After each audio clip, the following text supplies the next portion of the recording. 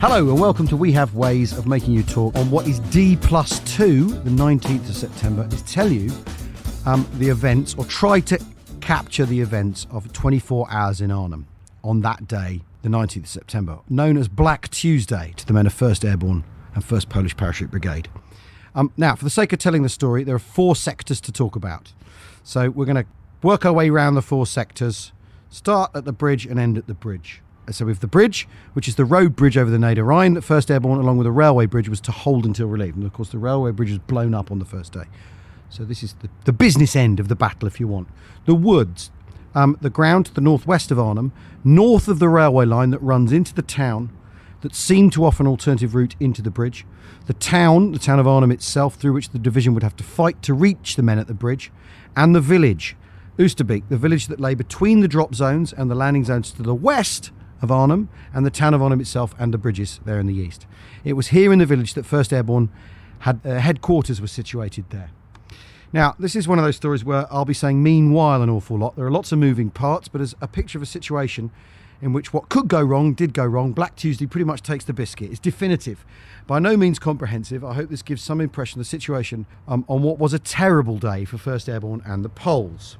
So we'll start and end at midnight at the bridge. So midnight to noon at the bridge.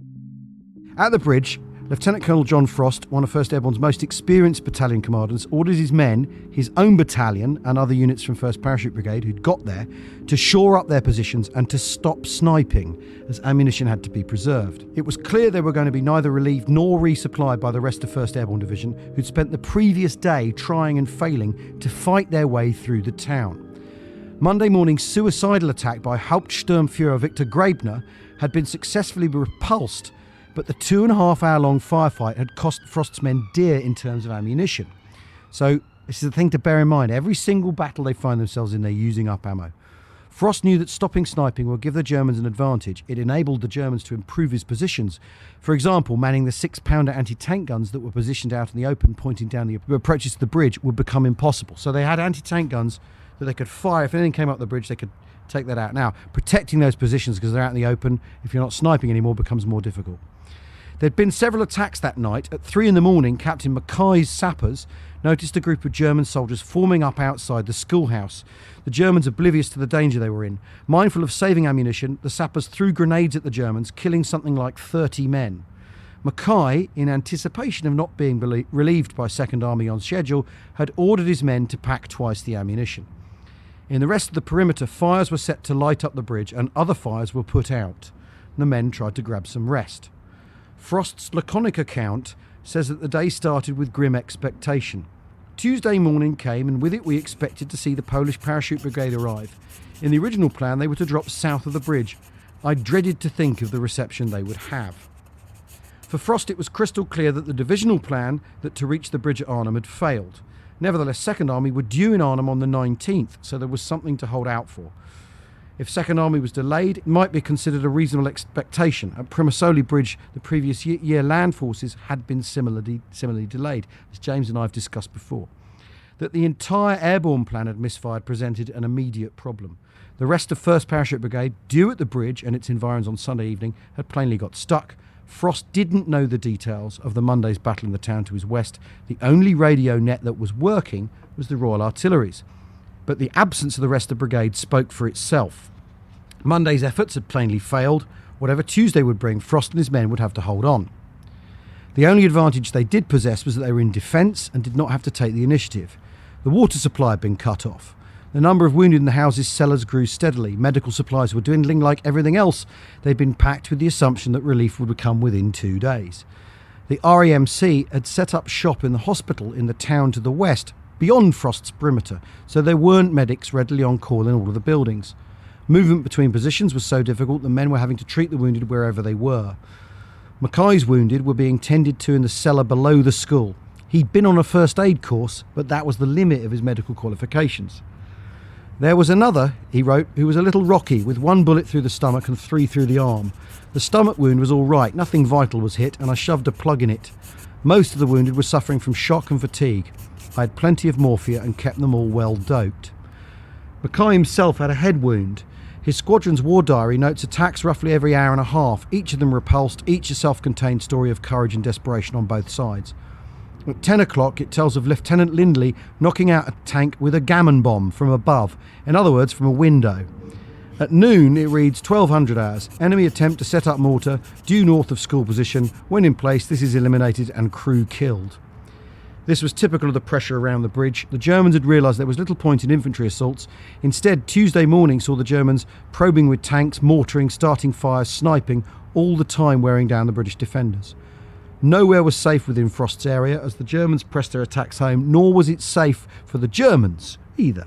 The Paras shouted encouragement to the enemy of the "come on you bastards" variety, their morale not flagging even as things grew more intense and the prospect of victory slipped away. Frost knew how hard pressed he was and how vulnerable his position was. At around 10 that morning, the Germans had brought up 3 Mark III tanks from the east.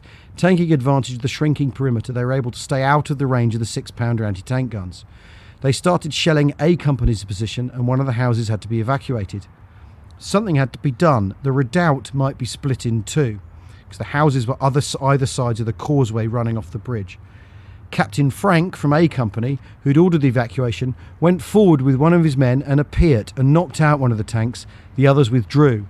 Major Tatham Water demanded the house was recaptured. As Frank recalled, Digby Tatham Water came walking up calmly across from Battalion H crew with his brolly, quite unconcerned about any danger. He was very angry with me for letting McDermott's platoon come back and ordered me to retake the house. I got McDermott's platoon together, 15 to 20 men only, and they set off from under the bridge, all very tired, just shrugging their shoulders and going back. But in no defeatist mood or anything like that. They went back and pushed the Germans out. There was probably about the same number of Huns. McDermott was shot as he went along the hall in the lower stomach. I think he was conscious, but there was a lot of blood. I jabbed him with morphine and he was taken away. Then we were attacked from the direction of the banked ramp. We manned the windows and answered back, polishing off at least 4 of them. One came crashing forward very bravely until we stopped him.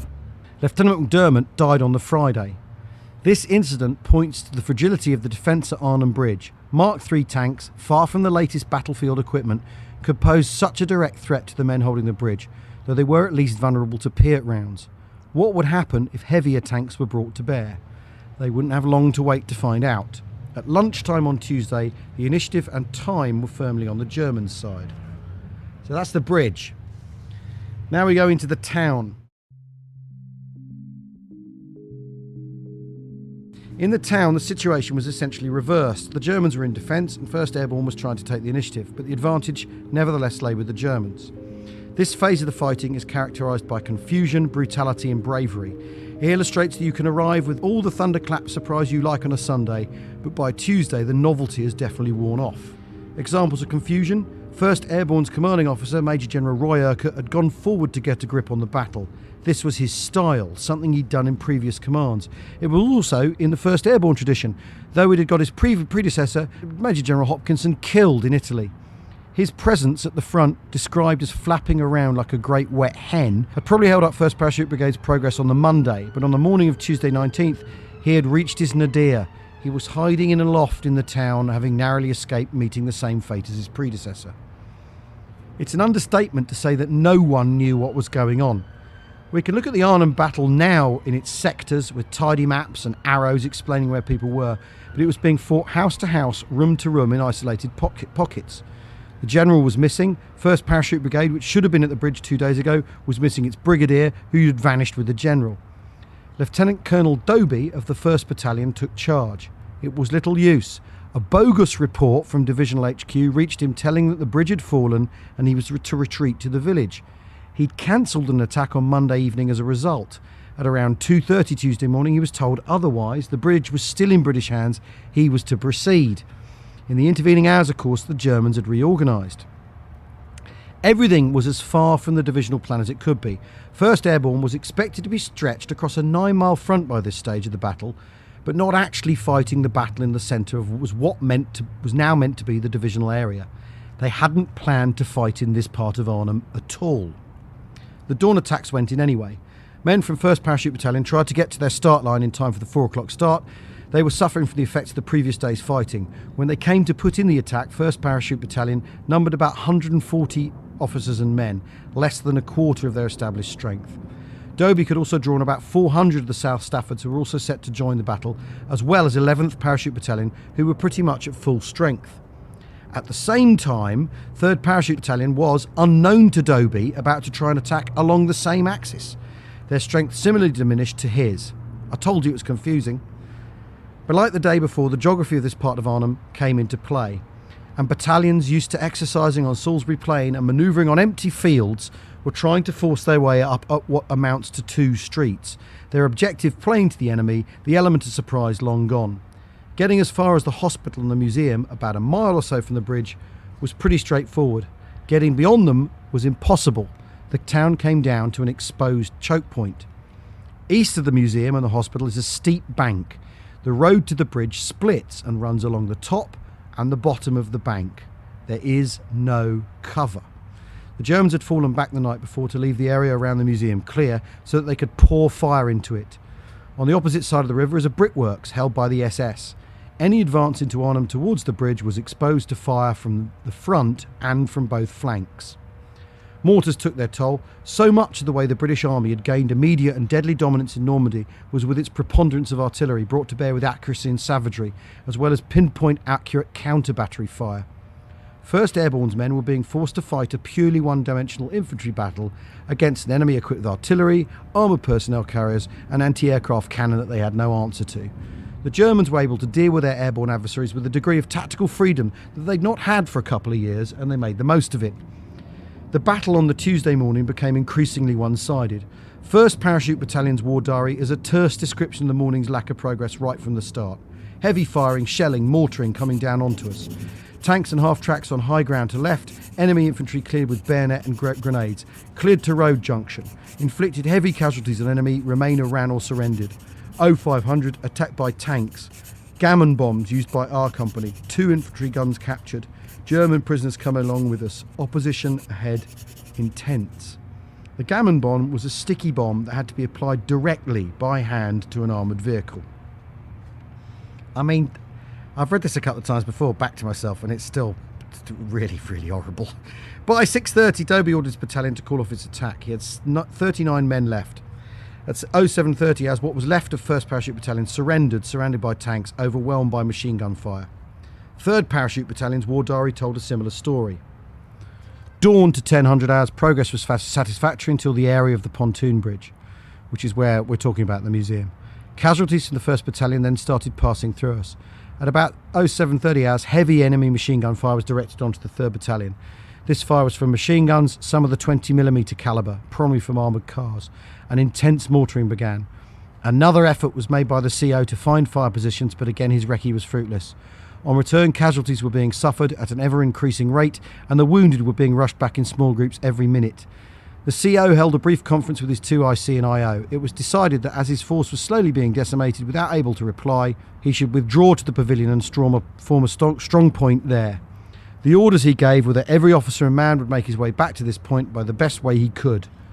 No question of fieldcraft this. The whole area seemed covered by fire, and the only hope of getting out safely was by speed.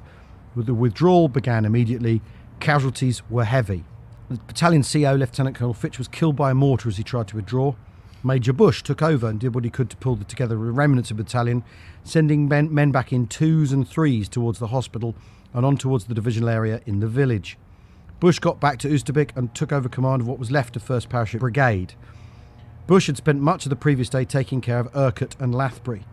He'd done everything he could to make sure it passed without incident. He recalled seeing a German patrol only 20 yards away. I could see every bit of their equipment. I remember one had a big fat arse, and I thought, what a target.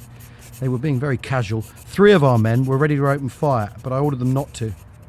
RSM Lord was there, and he nodded approval. You can't start a battle with the divisional commander and the brigadier in the same house.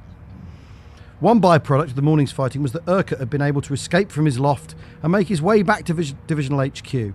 There he tried to get a grip on things. The officer he sent forward, Colonel Hilary Barlow, was killed by mortar fire running from house to house. The South Staffords arrived late, not getting underway until half an hour after 3rd Parachute Battalion. This made little difference as the area they were fighting through was now congested with the 4 units committed to the battle. The staffs did what they could to make progress. They came in greater strength than the other battalions, and as glider-borne soldiers they had more heavy equipment. 11th Parachute Battalion were ordered to hold back from the battle and act as the South Stafford's reserve. As the staffs pushed on west, on the North Road, they managed to get into the buildings around the museum, but no further. Rather than face the fire from the other side of the river, they instead faced armoured vehicles and mortaring.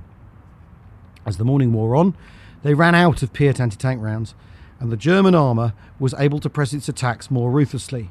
By lunchtime, 2 of the 3 staff's companies had been destroyed, the men trapped in the museum surrendering once they were surrounded. The 3rd company, which had held back with 11th Parachute Battalion, was ordered to cut its losses and head back towards Oosterbeek. To do this, it would have to cross an open patch of land. It was decided that 11th Battalion would cover this retreat. The ground was impossible to dig into, the Germans spotted what was happening, and 11th Parachute Battalion were caught in the open, forming up and mortared heavily, and then they were attacked by German armour. Philip Newman was with 11th Parachute Battalion. The Germans are everywhere. Leading up to the southern end of the bridge is a quarter-mile stretch of exposed territory. Officers shout encouragement to their men, and soon everyone at the front is breaking into a scattered run, like the charge of the Light Brigade at Balaclava, all heading for the bridge. Excitement, fear, enthusiasm, a million emotions written on eager young faces. Then a German shell whooshes through the air and explodes nearby, killing 1 officer and several men. Their bodies are ripped into 100 parts and scattered everywhere. This is the signal for the Germans that have been lying in wait to open fire. From the far riverbank, from the bridge, from buildings around the southern end of the bridge, the Germans unleash a devastating barrage of fire. It catches our men in the open and butchers them by the dozen. Nobody could possibly get through it. Men are scythed down like corn in a field, and we can't get to the wounded because the risks are too high. Too many have already tried and died. For the men, this fighting was pitiless. They'd been in contact with the enemy the previous 2 days and were extremely tired. It must have been clear that the plan had unravelled completely. They fought hard, they didn't reach the bridge. George Benyon described the retreat. After the slaughter on the riverbank, everyone was retreating like a chaotic mob through the narrow streets, with the remaining officers, sergeants and corporals trying desperately to maintain some sort of control. Only it was impossible, especially after what had just happened. Everywhere there was the echoing sound of German mortar, anti-aircraft gun, rifle and machine gun fire, all too close, and all we wanted to do was get away from the carnage. Well before lunchtime, the push into the town had been abandoned. Now we're in the woods. So we've done the bridge, we've done the town, now we come to the woods. First half of the day in the woods. The 4th Parachute Brigade's war diary is a simple enough line in it from the Monday night as to what Tuesday should hold. Task for 19th September. Advance between, including road Arnhem to Ada, include railway to secure high ground Copal, with a grid reference with firm left flank on road. Brigadier John Hackett, 33 years old and a rare thing, an intellectual soldier, he'd written a thesis about Saladin, had agreed grudgingly in General Urquhart's absence that one of his battalions, 11th Parachute Battalion, would go into the town. We've just heard of its fate. His remaining 2 battalions would attempt to swing round into the town through the woods. Hackett and his men had arrived on the Monday as part of the second lift. Operation Market Garden was so ambitious that not everyone could be delivered at once. It was for this reason that the whole of 1st Air Landing Brigade, who'd arrived by glider on the Sunday, were not fighting their way to the bridge. Rather, they were guarding the drop zones needed for later lifts, the tail wagging the dog, you might call it. Hackett's men had been delayed by bad weather in England too, and when they arrived at their drop zone, they'd been fired on. The element of surprise had worn off. But Hackett's task seemed simple enough. The woods to the north of the village and the northwest of the town rose to higher ground. Between the village and the town and these woods ran the Arnhem to Amsterdam railway line through a cutting dividing the area. Men could cross the tracks on foot, but getting vehicles such as jeeps with ammunition supplies across was tricky. Hackett's men would have to deploy north of the railway line and pushed east into the woods. The Germans, being the Germans, had spent the night reorganising and shortening their lines on the high ground further east. The Germans had half-tracks, armoured cars, anti-aircraft cannon, the high ground, fresh troops. Even without too much hindsight, it must be clear which way this is headed. The company met very heavy opposition, including self-propelled guns and armoured cars, and was brought to a standstill after suffering heavy casualties, including all the officers along the line of the track. All the officers. Half an hour later, B Company had their turn at the German blocking line. Their poorly performing radio sets meant they didn't realise that A Company were getting hammered. 0900 hours, B Company put in an attack on the same line of enemy defence, moving round the north of A Company, and met the same heavy opposition. B Company command was then fatally wounded and heavy casualties were sustained. The morning continued in the same vein. 0930 hours, S Company and Battalion HQ put in a counter-attack, and about 30 of the men in the battalion reached the road. So they did get to this magic road, but with only 30 men left. 1100 hours, B Company was attacked by ME-109s and sustained heavy casualties. Even the Luftwaffe had shown up, the Germans getting a rare chance to fight three-dimensionally. Incredibly, Major Potts of A Company, although he was wounded after a bayonet charge, made it with 6 other men to his company's objective and managed to hold on for an hour before he was captured. Now, a company's about 150 men, so him was 6 of his men. It's an idea of how desperate things were. At lunchtime, Hackett ordered 156 Battalion to disengage. The morning's attack had halved their strength. James Laurie's account conveys the chaos. I could see what was going on up front, with men falling everywhere. Some screaming as they lay wounded, others chopped to bits and unrecognisable. The CO reacted quickly and ordered one of the other companies to outflank them, but the Germans were ready for that and forced them to retreat, as they'd set up mutually supporting machine guns. Luckily, the ground was easy to dig into, and we had to dig very quickly to prevent getting overrun.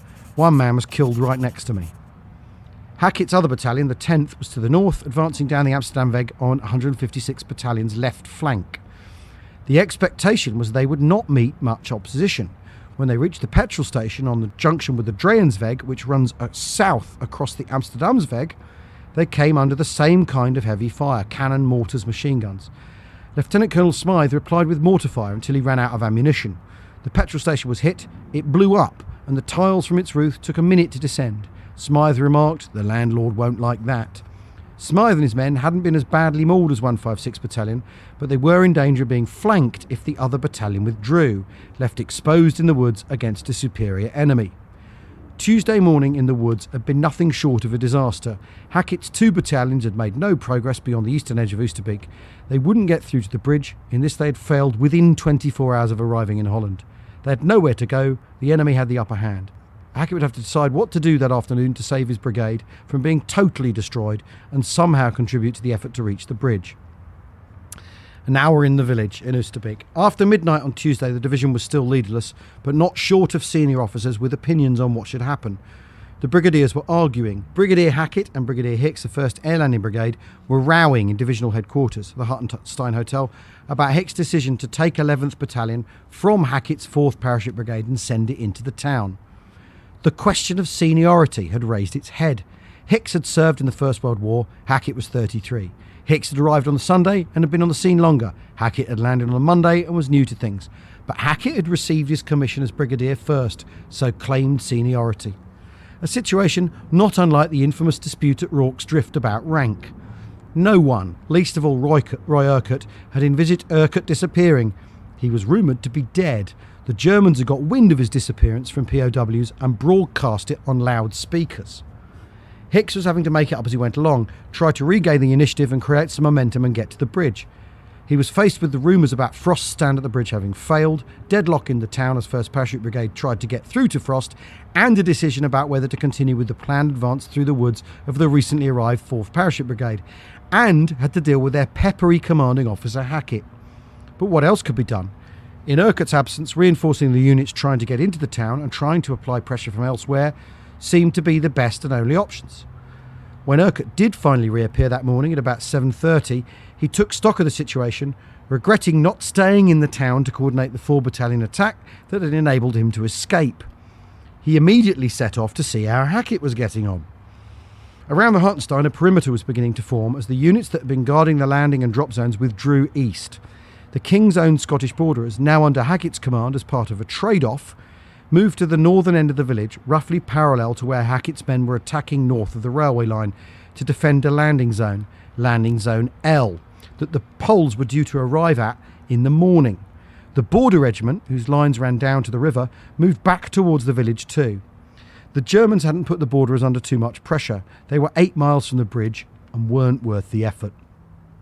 As the attacks in the town and the woods failed, and men started to head west towards the village, there was a growing sense that the screw was being tightened. At 11:15 that morning, the Recce Squadron reported 100 German tanks arriving in Arnhem from nearby Apeldoorn. Urquhart, without a grip on the bridge and no way of knowing how long Frost could hold out for, set off to visit Hackett's brigade to find out how his attempt to get into the town through the woods was going. It was that visit that set the scene for the afternoon. And so we go back to the woods and the arrival of the Polish gliders on landing zone L. So here we are, in the woods, afternoon to midnight. At 2:30, Urquhart ordered Hackett to abandon his attacks through the woods and withdraw. And you can see why, in order to help with the push into the town south of the railway line. This order seemed an awful lot like the kind of thing you should never do, retreat while engaged with the enemy. Lieutenant Colonel Smythe was heard to say, when asked whether this was the right course of action, he said that we will do whatever we're bloody told. Hackett's 2 battalions, pursued by the Germans, had to get back across the railway line. As the 2 battalions fell back through the King's Own Scottish borderers' positions, at 4 o'clock the Polish gliders began to arrive. This lift of Polish heavy equipment, anti-tank guns and jeeps and supplies in many ways characterises the profoundly flawed and overconfident plan that the British were grappling with. These supporting arms and men were landing on the other side of the river from the infantry component they were supposed to be complementing. And because of bad weather, the parachuting Poles infantry didn't set off from England at all. Louis Hagen, a German Jew who was himself a glider pilot and flown in the first lift, had been attached to 156 Battalion, described the scene. Now the sky was chaos, puffs of exploding shells, bombers alight, bombers plunging towards the earth, gliders casting off and banking steeply, and in between all this, an irregular, thick pattern of parachutes, men and supplies floating down. As Hackett's men withdrew, the gliders started their final approach, and German anti-aircraft fire turned its attention to the Poles. Descending gliders were vulnerable to anti-aircraft and small arms fire until they reached the tree line. One was shot out of the sky, but many gliders made heavy landings. Their equipment, meant for the men who hadn't arrived on the other side of the river, was irretrievable. Only 3 of the 10 anti-tank guns delivered could be retrieved. The retreat continued around them. Hackett's battalions joined by the King's Own Scottish borderers, who no longer needed to guard the landing zone. Men scrambled across the train tracks. The Germans sniped at them. As one large body of men made their way across the landing zone, a group of Germans stepped out of the woods, forcing their surrender en masse. In the rush to get back into the village, the brigade's vehicles had to drive back to the level crossing at Wolfhazer, several miles west, until engineers found a drainage tunnel that ran under the railway track with about enough room for a jeep. Desperate. Hagen again. We joined a long stream of troops of all units walking rather quickly down the slope. Disorganisation started when we had to cross an open field which led to the railway lines. The field was under rather inaccurate fire, but still made everyone run. When we reached the other side, we were not an organised body of men, but everyone was disciplined and quieted themselves. There was no shouting or pushing. We helped each other along, said sorry. We were just dazed and found the retreat rather incomprehensible. 10th Battalion, down to 100 men, fought a rearguard action while vehicles and men queued up to get under the railway line. In a strip of woodland around Wolfhazer, they were able to demonstrate once again how formidable they were in defence. Ironic, as the plan to take Arnhem Bridge had relied on so much on what airborne soldiers weren't suited to do. As well-trained and motivated as they might be, they weren't good at attack. They waited into the night until the Germans came to Wolfhazer and the attack didn't come. But the push into the woods was over. The remnants of Hackett's brigade stopped for the night exhausted and defeated, their only option to rejoin what was left of the division in the village. Since it had landed the previous afternoon, 4th Parachute Brigade had been reduced from its initial strength of around 2,500 men to 400. Now we're in the village again. In the village, the 3rd lift had arrived, a resupply drop had come in. In the air plan, the RAF had not anticipated the situation the division would now find themselves in. Drop zones in enemy hands, German flak unsuppressed. But then no one had. One of the effects of the plan going so badly wrong in the last 48 hours was that everything else would now go wrong too. 164 Transport Command aircraft were due to arrive over Arnhem. A knock-on effect of the air plan was that resupply plans to other parts of the Allied effort in Northern Europe had been put on hold. Over 2/3 of these aircraft were damaged by enemy fire. 13 planes shot down, 55 aircrew killed. The crews flew into the flak regardless. Flight Lieutenant David Lord flying his plane through enemy flak and staying at the controls of his Dakota until his crew could escape, earning him one of the 5 Victoria Crosses of the Arnhem campaign. Because radio communications had failed, the men on the ground were unable to divert the incoming transport planes away from the pre-arranged drop zones and towards their own makeshift DZs. RAF crew were trained to ignore signals on the ground in case they were from the enemy. Supplies fell into German hands. Several accounts also mention the containers full of maroon berets sent into the resupply drop. German soldiers helped themselves to chocolate, cigarettes and medical supplies. At the same time, the village was being flooded by men escaping the fighting in the town. The men of 1st, 3rd, 11th Parachute Battalions as well as the South Staffords. Urquhart saw the state they were in firsthand and recalled it in his memoirs, written only 14 years after the event. A crowd of men were streaming across the green in front of the Hartenstein, heading west back towards the drop zones they landed on outside the village. Urquhart heard a shout, "The Germans are coming!" They were young soldiers whose self-control had momentarily deserted them, he wrote. "I shouted at them. I had to intervene physically. It's unpleasant to have to restrain soldiers by force and threats, as we now had to. We ordered them back into the positions they'd deserted, and I had a special word with the tall young officer who in his panic had set such a disgraceful example.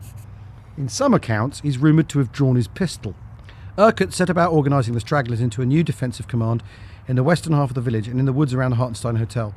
The perimeter extended to the church on the road before the marshy riverbank, where a Major Lonsdale had taken charge of the men he'd accumulated there. The elements of 1st Airborne Division that had tried to fight their way to the bridge had been cut to shreds. Only 500 men from 1st Parachute Brigade had made it back from the town, 400 from the woods. Many men had been captured, overrun by the Germans as they retreated. 3rd Parachute Battalion's war diary states, 1600 hours, after a day of very confusing fighting, the remains of the brigade withdrew to the village, where they were allotted the southeast sector of a small isolated perimeter with 150 men of 11 Battalion holding the north and 60 men of South Staffords holding the southwest. We had 4 anti-tank guns.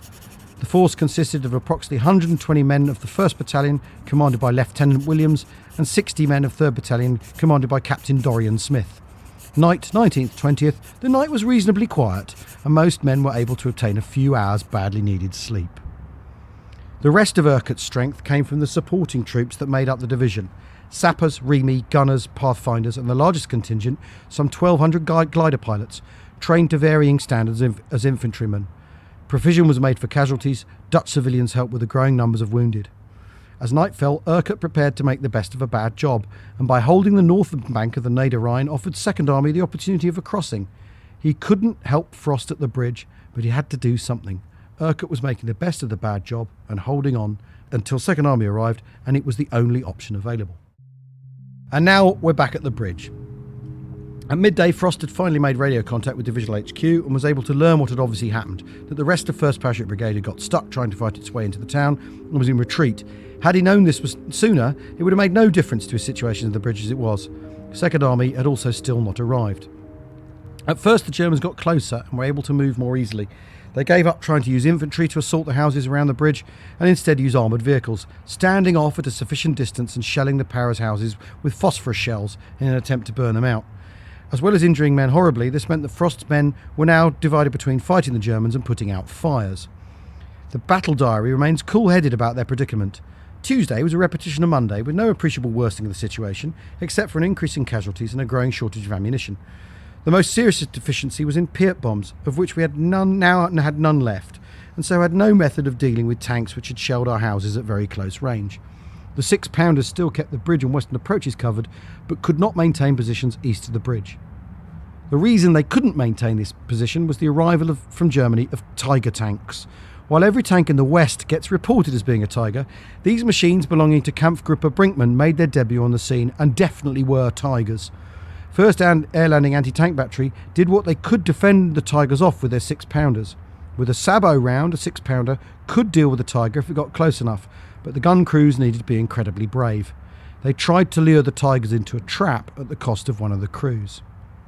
By any reckoning, Frost's situation seemed helpless. He was short of ammunition, 150 of his men were injured. The Germans were able to attack his position with weaponry that he simply had no answer to. All that he could do was hold on and hope the 2nd Army would arrive, lead by example, and keep his men's spirits up. As we prepared for yet another night, Arnhem was burning. The patrols we sent to probe the ring about us made no progress. It was like daylight in the streets. The night was fairly peaceful. I prowled about occasionally, sleeping in between whiles amongst the litter in one of the rooms. Sometimes a light rain fell. I saw 2 hatless figures down the road and took a shot at them with a borrowed rifle, but neither moved.